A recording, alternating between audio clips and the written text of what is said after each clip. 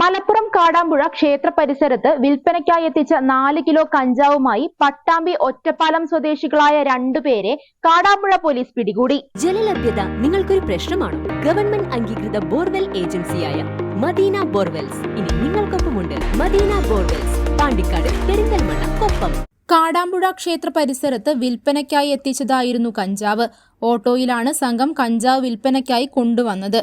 വൈരങ്കോട് വലിയ തീയാട്ട് ഉത്സവത്തിന്റെ മറവിലായിരുന്നു കഞ്ചാവ് വിൽപ്പന എന്നാണ് പോലീസ് കരുതുന്നത്. പാലക്കാട് തൃത്താല ഞങ്ങാട്ടിരി സ്വദേശി സൻഫീർ, പാലക്കാട് ആനമങ്ങാട് സ്വദേശി അബ്ദുൾ ഹാരിസ് എന്നിവരാണ് കാടാമ്പുഴ പോലീസിന്റെ പിടിയിലായത്. പിടിയിലായ സൻഫീർ 8ഓളം കേസിൽ പ്രതിയാണെന്ന് പോലീസ് പറഞ്ഞു. ചെറിയ തോതിൽ കഞ്ചാവ് വിൽപ്പന പിടിക്കാറുണ്ടെങ്കിലും ഇത്രയും കൂടുതൽ ആദ്യമായെന്നും പരിശോധന കൂടുതൽ ശക്തമാക്കുമെന്നും പോലീസ് അറിയിച്ചു. ഇവിടുത്തെ ഉദ്യോഗസ്ഥന്മാരുടെ കൂട്ടായ പ്രവർത്തനത്തിന്റെ ഒരു ഭാഗമായിട്ടാണ് നമുക്ക് ഈ ഡിറ്റക്ഷൻ ചെയ്യാൻ കഴിഞ്ഞിരിക്കുന്നത്.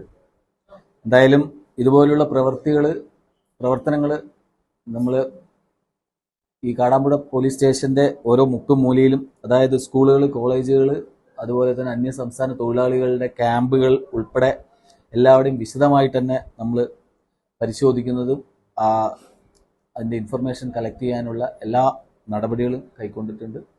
ഇതുപോലെ തന്നെ ശക്തമായ നടപടികൾ കാടാമ്പുഴ പോലീസ് സ്റ്റേഷന്റെ ഉദ്യോഗസ്ഥരുടെ ഭാഗത്തുനിന്ന് ഉണ്ടാവും എന്ന് അറിയിക്കുകയാണ്.